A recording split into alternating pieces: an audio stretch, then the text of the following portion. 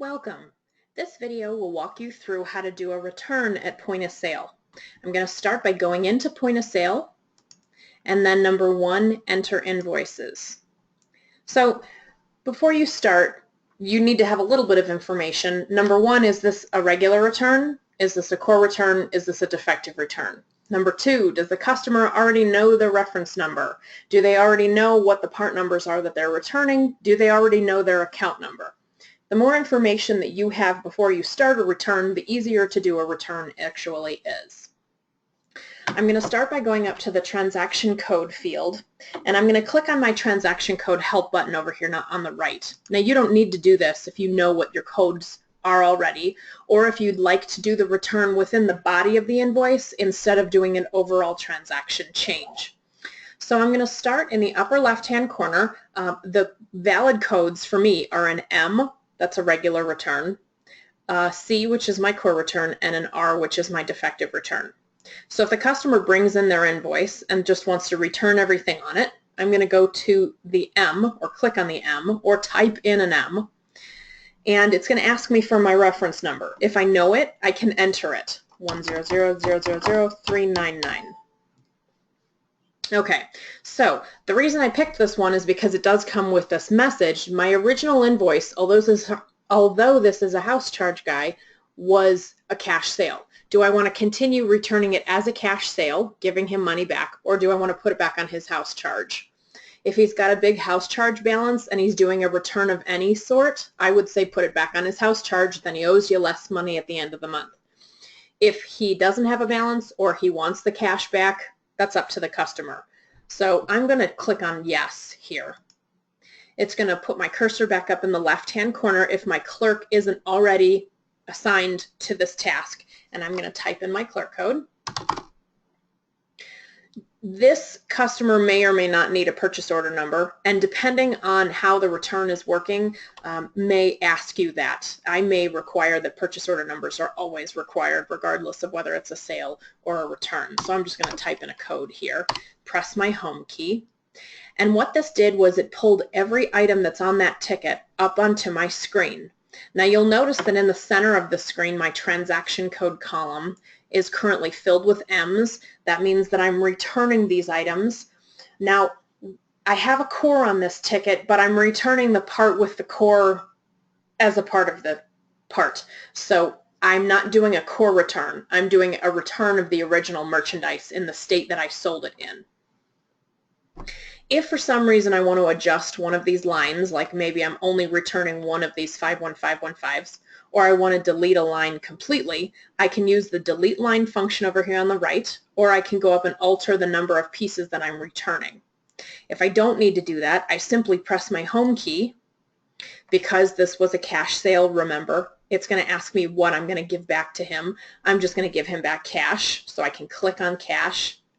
And then if I need to give him cash, or I need to split tender and split this between a credit card and give him the rest cash back, I can do that. That's why this window is popping up. If I'm just going to give him exactly $323.33 back, I'm going to press my enter key, and notice on the right it's going to tell me that my grand total return to the customer is $323.33.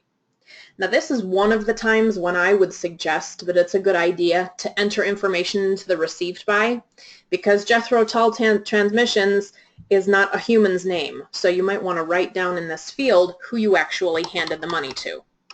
You press the enter key, and then I'm going to finish my transaction by clicking on the complete transaction in the lower left corner. I've just returned those items.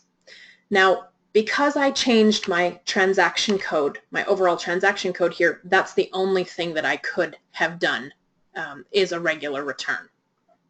Same thing if I'm doing a core return. If I change it to a core return, it's going to ask me for the original date. I don't know the original date, but maybe I know the original invoice number.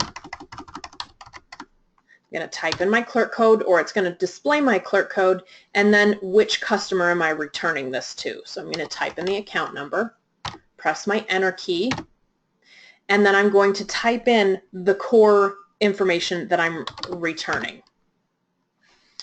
So I enter the part number, it's going to come out to my part tracking report, and it's going to confirm with me that this guy originally bought this item from me, and I was looking at ticket 380.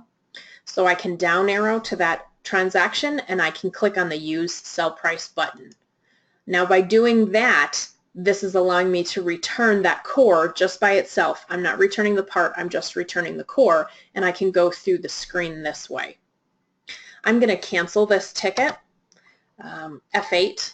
Yes, I want to cancel because I just wanted to show you that you do have the ability to change your transaction code in the upper left corner. Now if I return a regular return, if I do a credit memo, transaction code M, it's going to ask me for the reference number.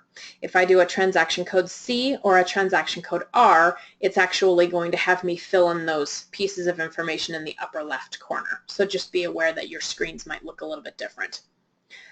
Okay, in the case that I actually want to buy things and sell things on the same ticket, or I want to do a bunch of different returns on the same invoice, I'm going to leave my transaction code in the upper left-hand corner as an I. So I'm going to return 3 different things on this ticket. So I'm going to type in a 51515.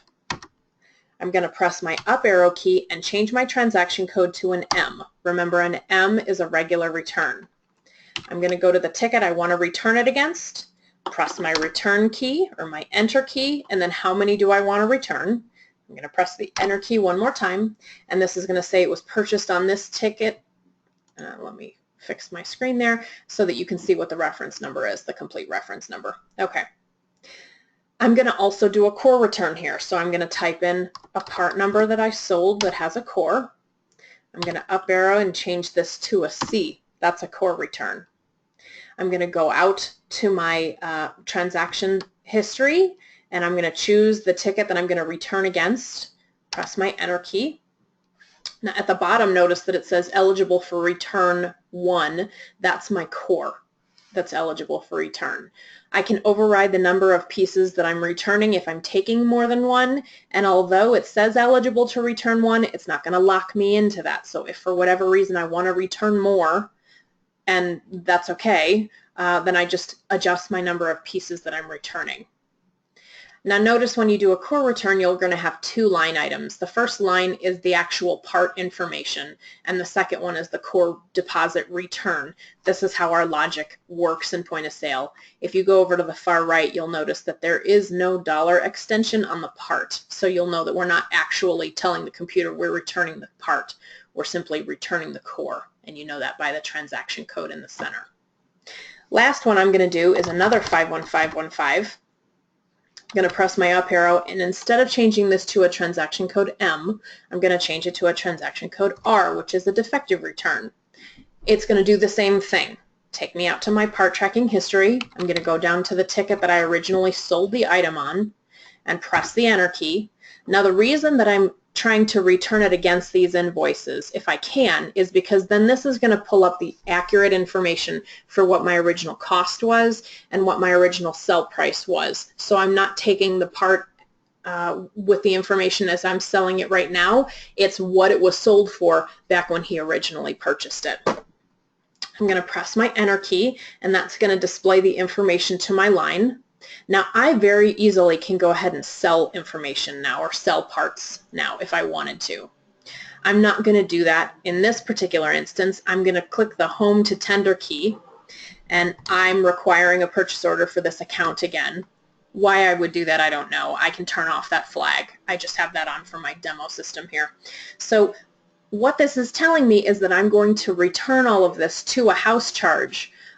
If I wanted to change that, I could go up to the method of payment and click a button, and it's going to give me a listing of all of my valid payment types if perhaps he doesn't have a balance on his house charge, so he just wants the cash back.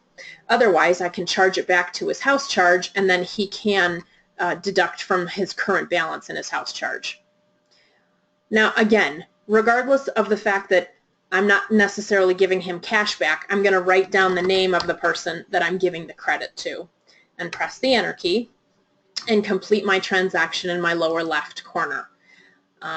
Now one thing that I wanted to show you, if I go into my inventory type in my 51515 and go to my page here, you're going to notice that I have now one piece in my defective returned quantity on hand.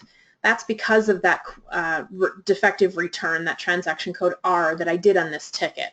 So that quantity is not going to go back into my available for sale quantity on hand. It's going to go into the defective returns with the idea that whoever returned it is walking over to a box of defective returns and dropping the item in there, with the anticipation that either somebody's going to go through those and confirm whether or not they're really defective. If they're not, put them back on the shelf. If they are, try to get some credit with the vendor. But that information is going to stay as a separate field away from your available to be sold quantity on hand. So just keep that in mind.